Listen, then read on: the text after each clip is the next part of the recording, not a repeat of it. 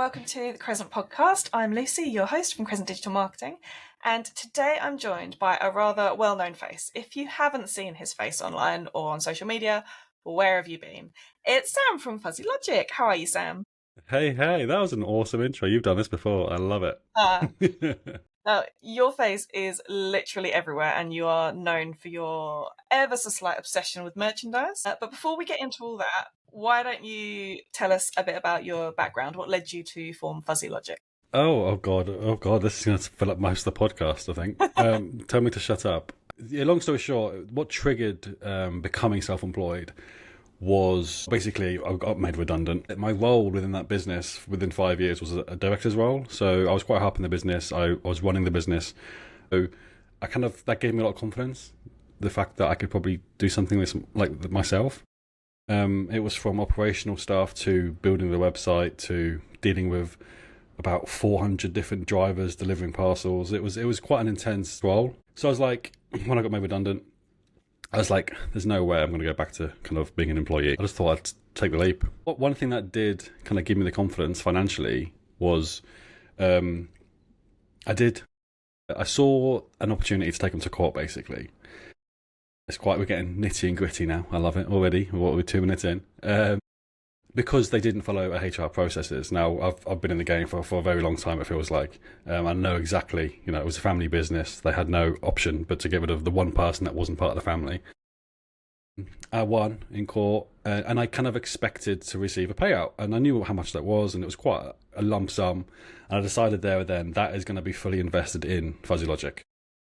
Within about a week, I spent an absolute fortune on new gear, as much merchandise as I could count, and then the business decided, tell you what, we'll liquidate, and that means we don't have to pay this guy. So they liquidated and started another business. However, the confidence that I had, because I was expecting that money, I just ran with it. Do you know what I mean? I ran with it, and I pushed myself to make sure that I got that money back. That just goes to show that when you put yourself in this sink or swim position, it really does motivate you. Yeah. So definitely. I don't regret anything. In fact, I'm glad that it happened. Obviously, I could do with the money now, but I'm glad it happened in the fact that everything does happen for a reason, and you should sort of utilize what you're given. But also, if I could go back, knowing what I know now, I'd have still spent that money even if I knew I wasn't going to receive it. It's just you've got to take these risks, haven't you? Yeah. A lot of people don't. It is scary. It is very scary going into debt, basically. And you just don't know when the next lump sum of money is going to come. But yeah, it's... and that's where we are now, basically. So what does Fuzzy Logic actually do? For anyone who hasn't heard of you. Yeah. If you've not heard of us, then do your research, first of all. So Fuzzy Logic, the actual name Fuzzy Logic is a term. Believe it or not, a lot of people didn't realise that, yeah. And basically, like in a nutshell, it basically just means it's a yes or a no. It's either one. It's bang in the middle. And that's kind of what I loved about it, is that content and art is so subjective. There's no right way or wrong way. And that's kind of where I got obsessed with the term Fuzzy Logic. It's the fact that whatever works for you, whatever's bespoke for you and your business, that's what works. Doesn't matter what people think of you or what matters. It's you should be proud of your own brand. You should be following your own path. What we are a team of content creators. The reason why I say that is that just the term digital marketing is so boring. In my head, if someone says to you, I'm a digital marketer, you're like, okay, move on. So what we say, especially when we're networking, is we say we are a team of content creators, commercial content creators. And that kind of sparks a bit of attention. They're like, oh, okay, how do you even get paid to do that? And that's where the conversations start rolling in. It's like, well, hang on, we don't just do videos, we do photos, we do websites, we do printing, we do logos, graphic design, newsletters, the lot. And one thing that we did start doing when we started was social media, until I found out that social media is just a completely different realm in itself. That is a full-time gig. So I was extremely lucky to bump into Heather quite a while ago now, actually. What's funny is Heather ran a launch networking event back in January last year, and it was on my doorstep. It was in iWade. And I was and it was the day that I got made redundant. So it was just everything happens for a reason. Yeah. I'm going to go completely outside my comfort zone, funnily enough, back then, and go to a networking event. And it was her one. And then fast forward, a year and a half, we're both sharing office, we're both business partners. Bit of a weird one. Everything happens for a reason, right? Yeah, definitely. That should be like your brand motto. So now you've got a whole team behind you. You've got a lovely big office literally behind you. Looks like a bedroom, doesn't it? I did wonder if that was a bed to the... No, it's a sofa. No, I didn't realise it was a Ev's sofa. got a dog, and we wanted to make it dog friendly. Love that. So where is your office based? So we are at Platform 26. They're from HW Media Management. She's a social media marketer. She messaged me just randomly out of the blue and just said, like, what's your thoughts on halving the price of an office and just sharing an office together? And I was like, I've not really given it much thought, because in my head I'm like, it's just an expense that I don't really need. Like, I've got an office at home. Why would I do that? But I can't say no. You know this. I do not say no to anything. I would love to try different things. So I was like, yeah, sure, let's just throw away a few £100 a month. Why not? So initially we were at Dragon Co. And Dragon Co, working based in Rochester, is amazing. Like, honestly, it's an absolute game changer. If you've always worked from home, or if you've got a new business and you decided, right, I need the space, 100% Dragon Co Working is the place to go. There was only really one office for us, and we were so excited. We're like, yes, we'll take it. And this is a 2-person office. It was quite small, but it was always a really good place to start. And we got really excited. We painted the place. We bought massive signs. Yeah, spent a fortune on sort of like the gear and stuff to make it look cool. But within about a month, we were like, hang on a minute, we don't really fit in here. Like, there's a big team of us now. We want to work with them. We had a few team members that were working in the co-working section of Dragon Co, which is obviously it's still amazing, but we can't really meet with them in an office space. And then Platform 26, it's in Chatham, but it is like a 3-minute walk from Dragon Co-working. Yeah. Completely different sort of co-working space. Yeah, absolutely different vibe. I've been to both of them. They're both brilliant, but yeah, really different vibes. Yeah. So Dragon Co-working is so relaxed and modern in a sort of quirky way. Whereas Platform 26, the way that I describe it is like a corporate modern quirky sort of way. Yes. Yeah, I can see what you mean with that. Yeah. So we've got like the room that I'm in actually was a meeting room when they built this. Oh, okay. Yeah. And we basically said, like, we would love that space. Is anyone using it as a meeting room? And they're like, no one's ever booked it as a meeting room. So we were like, tell you what, we'll get it as an office, and that way you get a lot more money for it. Because it's right at the top of Platform 26. Like, every day is leg day, unfortunately. We're like 4th story of a massive building. Get your steps in. Yeah, 100%. It's worth it. And it's just so private compared. Because our old office, you could hear when somebody was making a coffee or when people are having conversations in this sort of like, chill out area. Whereas here, like, I wouldn't be able to do this in that room, but I'd have to have done this at home. So it's a nicer space. And there's currently 4 desks in here. In this, there's no way we could have fit that in the old office. And the sofa's probably taken up where we could easily put another 2 desks. So if we wanted to expand, we can quite easily, I'd say. Even though I think we have expanded as enough as it is for now. And it's all happened in quite a short amount of time. Oh, yeah. I just go with the flow. Like, don't quote me on this, right? And don't judge me. But the plan when I started Fuzzy Logic, right, it was just going to be me. Honestly, it was just going to be me. I would love to make some sort of collaborations with people, but it was always just an idea of, right, I think I can just about make what I was earning before, and that was the plan. Like, if a website came along, I'd do a website. Because I've always known about websites. I've always been into videography and photography. And my experience within sort of the corporate sector, I've spent 5 years working at Amazon and then 5 years working with Amazon as a sort of like outside third-party business. I know a lot about operations and simplifying tasks and a lot of stuff about, just streamlining as much as possible. So I was just like, I can teach other businesses this, I'm pretty sure. Small to medium businesses, like cafes, even like barbers, I can like put booking systems in place. It's just stuff like that. But what I kind of discovered was, they're so tight because of, like, their outgoings. They want to try and minimize as possible because their profit isn't great. So there wasn't really a market there. So networking really helped me sort of understand who my ideal client would be. And it is more like sort of like small businesses that are turning medium businesses. They've got a team of like 10 minimum, and they've got the budget, and they understand the importance of marketing. They understand the importance that if they want to be seen on Google, or if they want to be seen like physically, like how to stand out during networking events and how to stand out, then yeah, I think I was kind of hoping that I can be the team to do that. But the thing is, I don't know how it happened, but basically I just couldn't say no. I just couldn't say no to anything. So when I had I literally had about 30 clients on, and I'm like, I cannot take this by myself. This is just ridiculous. Yeah. My first go-to was a VA, because everyone was using VAs. There's so many VAs I was meeting and I was in love with. They're just amazing. They're almost like kind of what I would want to start, because it is kind of a retainer, sort of system, and you know that you're going to get paid after each month. It's perfect. So I started meeting with VAs, and the first one I met with was Leanne Begley, who I bumped into at a networking event last year. I was like, I'm just going to have a one-to-one with you because, like, you're awesome. And then I find out her passion was graphic design. Mm. And that didn't really occur to me at the time. I was like, in my head, I'm like, I need a VA. I just need help now. Yeah. Like, whether it's a therapist, whether it's something, all I need help. Amazing. And we got chatting for a while, and I found out, like, her real passion was graphic design. Yeah. And then it just sparked, like, literally during that meeting, I'm like, well, that's it. I'm just going to take you on as a graphic designer. She's like, oh, no. Like, it's my passion, but I don't really know much about it. I don't really know where to start with it. I just want to do it. I'm like, I'd rather train you up and give you the confidence that you need to become a graphic designer, because then I know that, like, the output would be better, because she's passionate about it and she's learning constantly. And I think that's what I'm all about, is learning constantly. Like, I've been following this thing for about 10 years where I'm like 1% better than I was yesterday.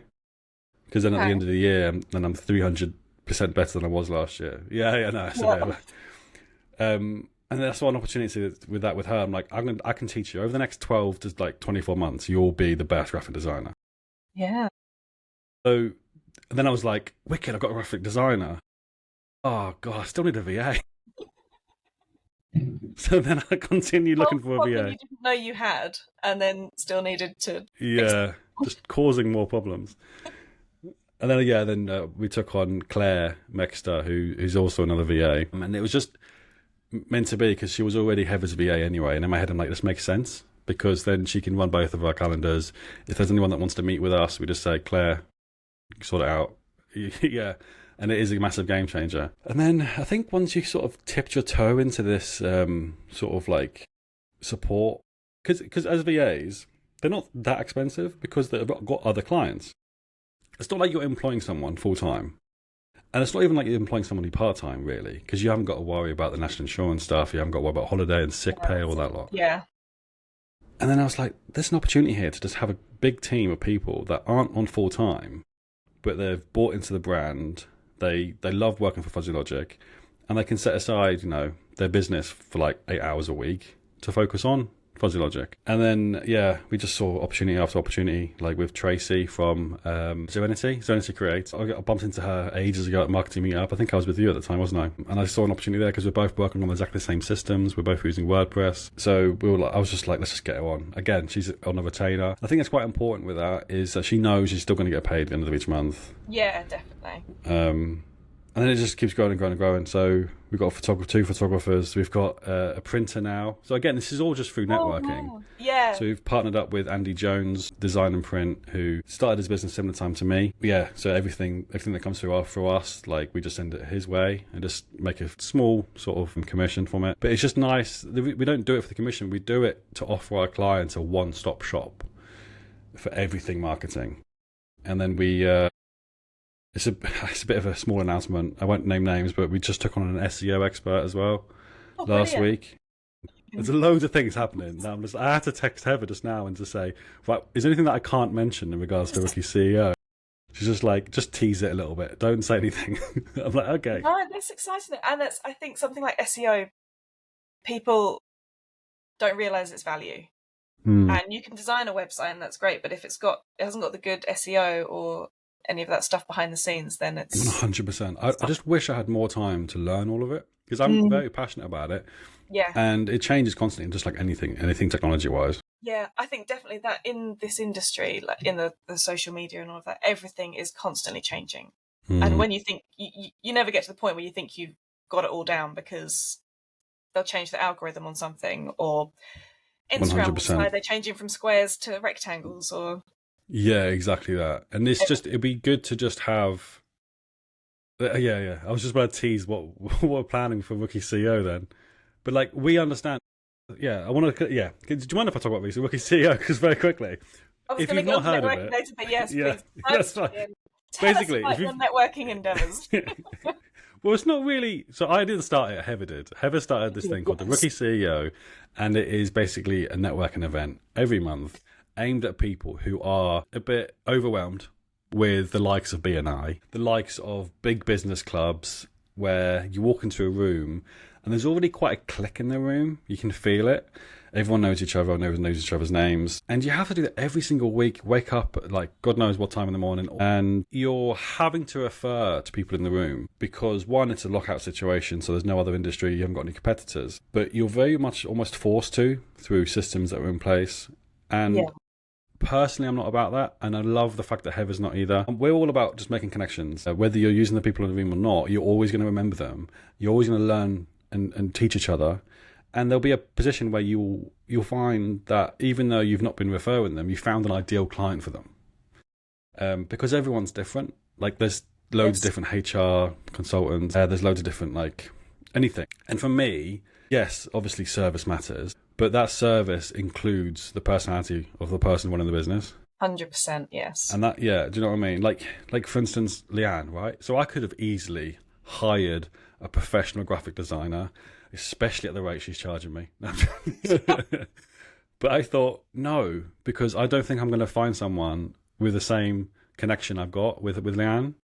So I was like, I'd rather invest time and money into training her up and her be part of Fuzzy Logic than someone who I just don't think I'll have a connection with, even though they're an expert in their field. Yeah, I found Rookie CEO to be a very wholesome group. And everyone is just there just to support each other and get to know each other. And there are 2 speakers at each event offering different things, different insights. So you always learn something. But there's not like the pressure I feel when I go to some other networking events. This is it. And it's not hundreds of people. It's in a really nice venue. It's at Edenwood Place. And it's just got a really nice chill vibe to it with, I don't know, 30, 40 people? Yeah, so we hit 40 people last time. Like you say, it looks like we're going to forecast over 50 people this time. That's the reason why we've got big plans to sort of not expand it, because from a networking aspect, it's not actually a business. We don't make money from it. Yeah. And again, I think that's another factor of why it's so successful is there's so many business networking events out there that theoretically are a business taking advantage of businesses trying to make business. That is like Inception, I know. Yeah, that was a. But think about it, right? I'll catch up with There that are in a minute. businesses. Yeah, I know what you're saying. Someone's gone, right, I'm going to create a business that gets loads of businesses together because they need to make business. I'm going to take advantage of that by taking their money just because I've like introduced them. That's theoretically what they're doing, right? I mean, I know, as far as I'm concerned, I know networking has been one of the best ways that I've actually got 100%. So it's definitely it works. It definitely is needed. But the question is, who should be hosting these? Should the venues be hosting these? But I think that's a good, so like a cafe, for instance, right? If a cafe is going, well, we need to get more people in. You know, I know a lot of cafes do stuff like rhyme time for babies. It's the same sort of concept, right? We're all babies. Stick us in a room, we can chat.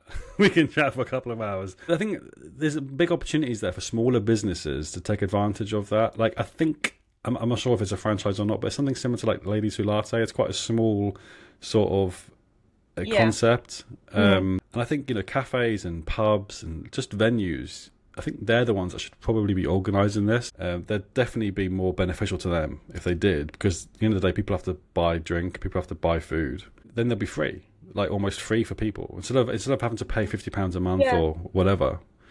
I think it's just a win-win situation. So that's where we're like, right, we don't profit from this whatsoever. We've got 2 amazing sponsors. We've got Kent Foundation, which is honestly, I think that was one of the most amazing things because they're not small, and they're a charity in itself as well. So you've got the Kent Foundation, and you've also got Edenwood Wealth Management. So one of them is paying for all of the food that you eat that night, and the other is paying for all of the drink that you eat that night. And the venue, which is Edenwood Place, they obviously sponsor it, and they give us the venue completely for free, which is unbelievable.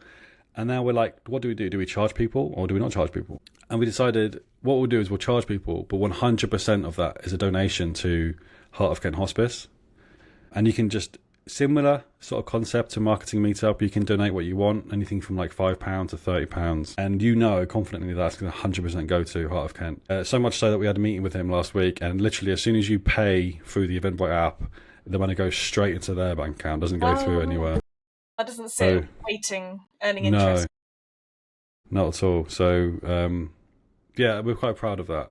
That's really good. Yeah, it definitely works. And as a business owner, it makes me want to go more. It's always been very apparent that it's not like a money-making scheme. No, like the networking events will never be. Like there are massive plans for Rookie CEO going forward because we see so much potential with smaller businesses and supporting them. And it kind of goes on to what we were saying before was like, it would be great because you know there's so many changes in every single world. You know, social media, as you said, the rectangles and squares on Instagram. Like it would be good to just have some sort of heads up on that, right? It'd be good to sort of like get templates. Like imagine like somebody who knows how to make cakes. They are an amazing baker, but they don't know how to start a business.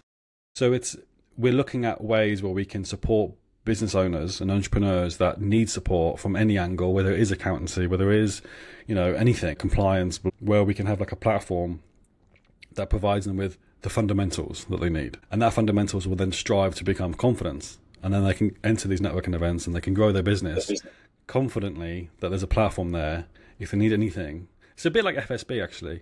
We recently signed up to FSB, which is an amazing, again, it's a non-for-profit. People sign up to FSB thinking there's loads of networking opportunities. I've not even signed up to that because of that.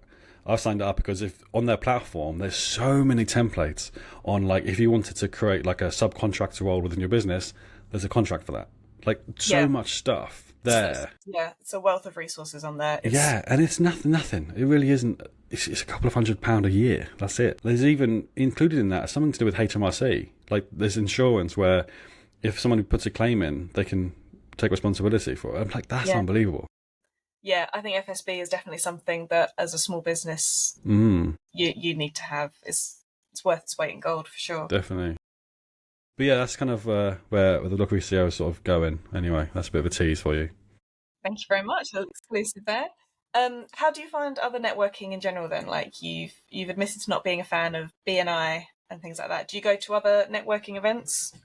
Yeah, so I've been to BNI. I'm not going to bitch about any of them. It works for you. Whatever works for you works for you. There was even a business that I came across the other day, and I said to them, like, he was an amazing bloke, and I said to him, do you know what would actually work for you is BNI? Because you don't have the time to like constantly scope out for different networking events, and you kind of want to have that loyalty in the room where you know people have to refer to you because it's such a niche business. It might get it off its ground. So you know BNI, it can work for different businesses 100%, but I think you just got to believe in your own morals. And I honestly just think for me, I'd rather be referred knowing I'm good rather than being referred knowing that they have to. Yes. Because of a traffic light system. Yeah.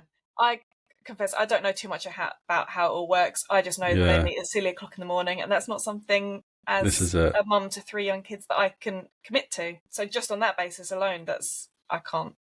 I'd have to skip gym day for that. I think it's just not worth it for me. It's just not worth it. But that's a nice little segue into what I was going to ask you about the other side of your life. So when you're not doing Fuzzy Logic, what is it you do on the side? Well, at the minute, I've been a personal trainer now for just over a year. I saw a client this morning actually, it's been a year today. They've been with me, which is really nice. I'm not really sure why, how, or what it started. I don't know how it started. But long story short, I was quite badly injured. I was in a wheelchair for a while, and I knew I had to build myself back up again. And then COVID hit, and the surgeries that I needed were delayed. So I was in a lot of pain for a very long time, and I got quite fat really because I couldn't move. I couldn't move. I was over 18 stone. I wasn't happy with myself, and I couldn't really do anything about it.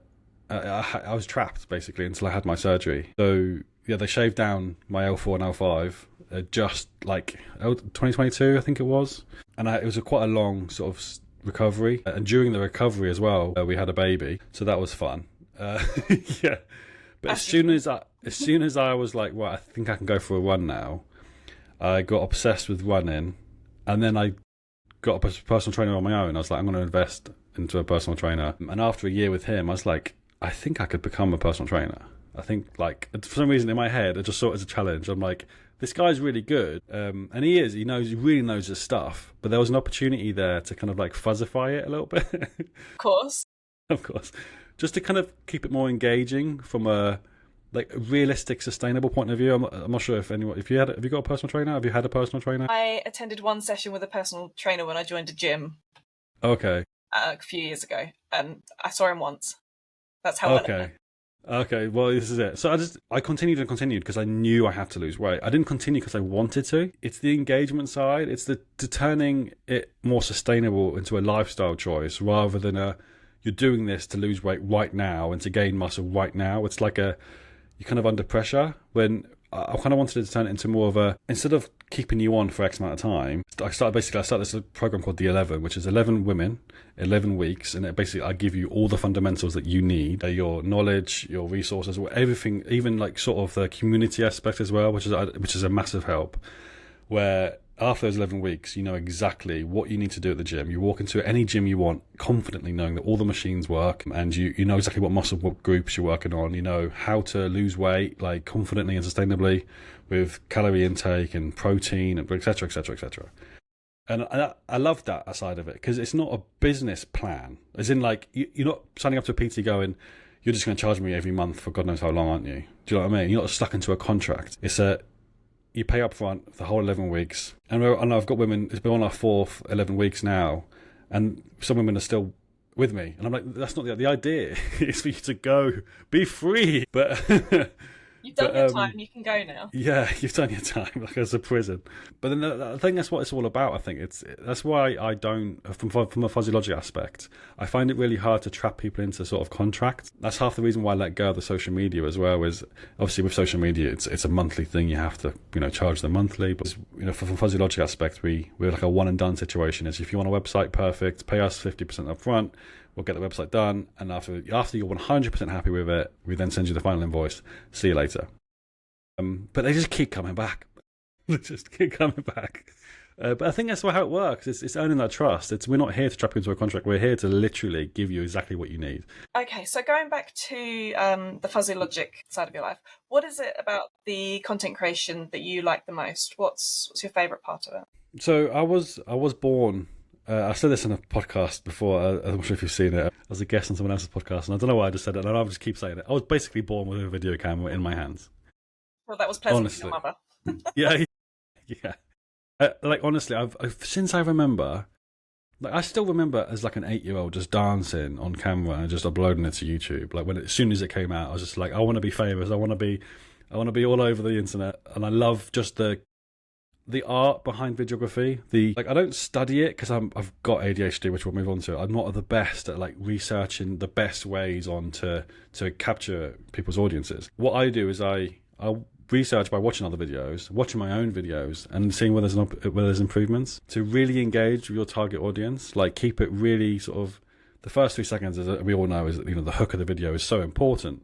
So I will make sure that people watch the video. That's what I love that. I don't know why, I'm absolutely obsessed. And then you got the special effects behind it, and the sort of the transitions and the animation. Yeah, I just love doing all of that, and that is my goal. Like, the minute I'm still, even though we've got Tracy, I'm still doing loads of website stuff. But the goal is to basically just be the videographer, obviously, and the director, I guess, of the business. Mainly, just want to do the videos. I love them, absolutely love them. So how do you approach it if clients are reluctant to make videos or be on camera? Well, those conversations normally happen before they pay, because otherwise, yeah. Yes, obviously. But I think I got a lot of testimonials from clients where they were reluctant before the content day, we call it. But within about half an hour, they're just so relaxed. And I don't know how. I've not studied it. All I know is I'm a people person. I love to talk, and I try my best to be funny. I don't know why. I was just trained to turn everything into a joke. It doesn't help me sometimes. I think that's the main thing, is having that personality behind the camera. and also explaining them exactly what the plan is for the day. So we have a whole day, we call it a content day, literally a whole day we can create 6 months worth of content. So it's quite overwhelming. But a few weeks before that day, we sit down with everyone within the business, as many people as we possibly can, and we just get everyone, we run down our ideas, they share some of their own, and we basically just get a whole plan in place to try and maximize the output. So as many videos as we possibly can from that day. We minimize it to 56 videos we try and create from one day. But it really helps them have, because then they've got 6 months, like minimum, really. Like, because as you know, you can reuse the videos, right? Recycling content is just everything. But imagine just having 56 videos in a folder where, let's just say today, for instance, I don't feel that creative. I need to post something. I need to stay consistent on social media. Let's just open this massive folder of videos. We'll just post this one, done. It really is so helpful. And yes, it might not be sort of on trend, 6 months down the line, you might go, oh, this video doesn't really sort of speak for our business anymore because we've changed. Then create your own stuff, because by then you should have the confidence, like you've already got an online presence, you should have the confidence to speak on camera, or just get us back in again. Do you know what I mean? It's good. It does work. I love it. So what's next for Fuzzy Logic besides world domination? There's a lot in between. No, it's not world domination. I don't know. Like, I struggle to understand why I've got this reputation that I'm taking over the world. Because I don't know for how long you've been running your business. A lot's happened in that time, and your face is everywhere. I don't know how, but I do need to start getting quotes, because I want to be on a bus. That's by the end of this year. I want to be on a bus. Paul, I bet you can make that happen. I'm so going to make that happen. Even if it's by accident, I'm going to get Andy to print off a massive poster in the middle of the night, go into a bus, into a bus station. But yeah, I think like even when we regularly go to the marketing meetup events, and even the other day, Amy, brilliant photographer, she was there taking some photos, and you just appeared in the background of like 90% of the photos, just your head appears. I think that's just my personality, though. I think that. I don't know what it is, honestly. I don't know what it is. I don't blame, but I do find ADHD. Basically, like, my dad got diagnosed a few 2 or 3 years ago now, and he was so ashamed of it. He didn't tell me originally. He knew I had it. He knew his dad had it. His dad died. Were you already diagnosed at this point? No. This is it. So I didn't know. And I had ADHD and OCD until my dad finally sort of sat down with me and just explained to me that he's struggling with life, with almost alcoholism, with just my entire childhood really. He was quite stressed out a lot of the time. There was never it was one extreme to the other. He was either extremely stressed out or just incredibly lazy, And obviously, I've got traits of that. It's a genetic thing. His dad, unfortunately, before I even was born, died of alcoholism, and it all made sense to him and myself now, because it was the voices in your head, right? It's the constant sort of. It just doesn't stop. Your brain just does not switch off unless you've either taken dopamine tablets or whatever you need. Whatever medication you need, and obviously if you're not diagnosed, then kind of naturally you turn to alcohol, unfortunately. There's a definite link there that I know there are studies into, so yeah, there's a definite thing between. It's unfortunate, but it's true. So my dad's been like that, and almost my entire life I was just like, if I'm stressed out, I'll have a beer, or if I was celebrating, I'll have a beer, or there was always an excuse to go, I'm gonna have a drink. Until so a couple of years ago, my dad told me. Never seen him cry before, by the way, and he was crying his absolute eyes out because he was ashamed. And in my head, like, because I turn everything into a joke, I just said, Dad, having ADHD, it's in. We're a trend now. We're on trend, yeah. Yeah, exactly. It's in, guys. And finally, after he realised like the power behind it, and this is before I even started Fuzzy Logic, right? This did force me almost into the whole creativity side of me. I was like, because I've always questioned that. I've always been creative, but I've always compared my own work to like professionals' work, and I'm like, I'm nowhere near that good. Yeah. I'm not going to even try. I'll just do it on my Instagram reels for now. Was if you're following my personal Instagram account, if you're not, you're more than welcome to.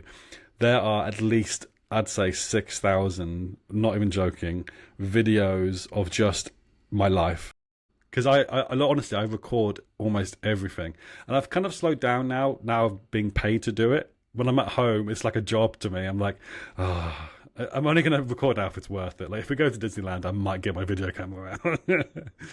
But yeah, then just him being diagnosed obviously led me to being diagnosed, and it was just a massive eye opener for my whole life, and it kind of questioned the whole education system. As you know, as we all know, it's not really built for us, our creativity and our lack of attention when it comes to reading. Because obviously when we had no choice. There was no real YouTube back when we were learning. There was no I wish there was YouTube. Honestly, I think I'd have learned a lot more. But one thing that I wish I had the time to do, because my son, without a doubt, and even though it does upset people, because he's only 3.5, like in my head I'm like, he's definitely got ADHD, 100%. Like I see it now. And I'm like, I wish I could just like homeschool him if I had the time. I definitely wouldn't. I don't have the patience either. Yeah. But yeah, we had the same. My husband and I had the same conversation over the weekend about our youngest. So he's 6. He's diagnosed ASD, but he's definitely got ADHD as well. Yeah. And my husband was saying maybe we should homeschool him, and I was like, nope, not a chance. I could not. But the reason for it is the way that I would teach. Believe it or not, as well, I've got a level 3 NVQ in teaching. I don't know how, just did it. But the way that I'd teach him is I'd say, right, today, this is what we're going to learn. We're going to learn, I don't know, something simple. Let's say we're going to learn how to do our 8 times tables. So I want you to find out what 8 times 12 is. I want you to go out and like use the resources that we have nowadays, right? Because back in the day, we didn't really. You were just given loads of books and a calculator or whatever, right? Whereas nowadays, you can use YouTube, you can use podcasts, there's so many ways for us to learn, not only how's best for us to learn, but just honestly anything and everything. Even law, for God's sake. Like, yes, you do need a qualification in law to become an actual, yeah. But you could easily learn law through the power of the internet now. And it's just like anything, law's constantly changing, right? Yeah, exactly. So you need that. I just wish I had like those resources when I was a kid, and then just focused on the subjects that I was passionate about. Yeah. So how do you think that your ADHD's affected your business? I think it just gives me the confidence. Do you think so? Because not because I have an excuse. I'm not one, like you get a lot of people out there, oh, I'm sorry, it's my ADHD. Like sometimes I do say that just to blame my constant swearing and wanting to be centre of attention. No, you haven't sworn yet on this. Have I not? It could be the longest time I've ever not sworn in my life. So yeah, as I said, I'm not one to blame it as an excuse, but it gives me, like, mentally, it gives me an excuse. Like I say to me, like, trust your instincts, because that's one of the powers of having ADHD, is that normally, like, we actually have the power of what people study. People study body language. People study communication and how you can trust someone, right? But somehow we're just born with this gift where within about 3 or 4 seconds of seeing someone, we know whether to trust them or not. And theoretically, if you're diagnosed with ADHD, you're basically being told, trust your instincts, because your instincts are 99.9% going to be correct. Do you see what I'm saying? Do you kind of get what I'm saying with that? In some ways, I mean, because with ADHD, there is a lot of impulsivity, which isn't necessarily like my eldest son. He's not diagnosed, but I'm convinced he's got ADHD. He was holding a big bowl the other day, and we were walking down the road. He was holding this bowl, and he was like, "Oh, I really got an urge to smash this on the floor." And I was like, "Oh, well, let's." Yes, impulsivity is kind of, yeah. I definitely think you can pick up on things. I can always pick up on when someone is being weird with me. 100%. And if they're being a bit off or a bit different to normal, I always pick up on that. Funny as well. My entire life, probably when I was a teenager. Having ADHD, obviously, you have no filter, do you? So if somebody was off with me, I would call it out. And I used to call it, I was very open about this, I used to call it, I got a fuzzy feeling that you're not being yourself today. What have I done wrong? And I would highlight that, because I've always been a big my passion is communication. Like, half the reason why I took on a VA is so they can contact our clients every single week, making sure they're happy, that they're up to date with everything that's going on with the project, etc., etc. Because communication is such a big thing. And one thing that I hate is when people are not themselves, and they're doing it on purpose. Because even if they're in a mood with you, you know what it's like. You're in a relationship, right? You're like, we all do it when we're married. We're like, I'm not going to talk to you now, and you just play this weird game where it's just like, I really want to tell you what you've done wrong, but you should find out for yourself. Like, that sort of game. And I'm like, just tell me. Like, life is too short. Like, if you know what I mean, even if you had a really nasty dream that they've split up with you, like, then you find yourself that morning being really off with them. You're like, what have I done? Just talk to me. But yeah, that's what I love about it. I've definitely got so much more confidence. And believe it or not, before I started Fuzzy Logic, I literally had no friends. Like, honestly, I was not confident in the way that I am. Because I knew, like, I've got this weird impulse to be the centre of attention. Yep, you were nodding. If the listeners out there, I might have seen that once or twice. Nodding. I am nodding. And I am self-aware of that, and I'm actually quite self-conscious of it as well, because you go into networking events, and you're going to put off by this person that does not stop talking. You're put off by this person who just wants to be centre of attention and wants to sell you stuff, and it's like, I've come here to network. Yeah, but I think that's the key thing. What you just said, wanting to sell things. You never come across as salesy at all. You're just there to chat and meet people. And I think if you were to be even slightly salesy, that would put people off. But you're not like that. Yeah, no, I'm not. Because you either want to buy from me or you don't. And it's true, though, right? I'm not here to force you to buy something from me. But that's what I kind of use social media for, really. Like, if you want to know more about our stuff, then follow me on social media. And every week or one, I try my best not to mention too much about our offers and stuff. I guess that's quite a positive thing about having, with LinkedIn, you've got your own personal account, you've got like a business account. You kind of use your business account to sort of update people if they really want to know. Yeah, exactly. That's definitely what I do. But ADHD is definitely a superpower that I wish I knew about before I was diagnosed. Yeah. I mean, we definitely disagree on that issue about whether or not neurodivergence is a superpower.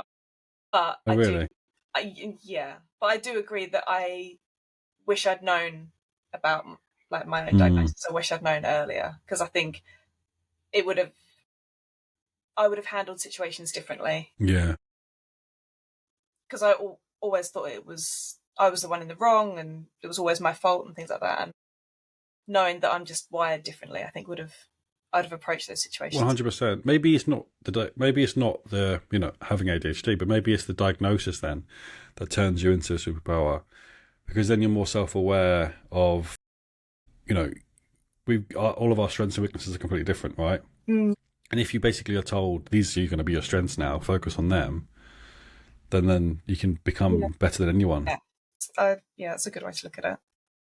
So, if you could wave your magic wand and go back in time and give your younger self some advice about work or life or whatever, what do you think you'd say? Try and talk less, because then at least the podcast will be less than half an hour. As I said, I wish I knew, because when we were kids, right, ADHD was like, oh, that guy is just that guy that's just running and doing somersaults in the corner. Yeah. You know what I mean? That's what ADHD's perception of. That's one thing that really annoys me the most about ADHD, is that even now people still think, oh, that person couldn't have ADHD because they're not running around all the time, they're not a ball of energy. But it's your head that doesn't switch off, that is going a million miles an hour. Just because you're not physically doing that, people can't see it. They think you couldn't possibly have ADHD. I wish I was physically doing that. I'd have lost a lot of weight by now, I'll tell you. It's just my brain constantly going. Yeah. I think that's one thing that I wish, obviously, I was diagnosed a bit sooner. But then again, I am a massive believer of everything happens for a reason. It was my time to know. It was my time to shine through Fuzzy Logic. Maybe if I was diagnosed, I wouldn't have, spent, about 15 years in a corporate sort of environment, which I do think helped me sort of grow my own business and understand processes. And because I'm obsessed with processes, I'm very much sort of process-driven person, which isn't sometimes the easiest person to work with. That's the power of having your own business, is you get to choose who you work with.